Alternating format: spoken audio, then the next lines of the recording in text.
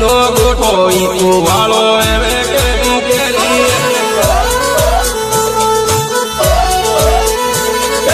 eco વાળો નોખી દીધો હવે કેમ કેરી ઈકો વાળો નોખી દીધો હવે કેમ કેરી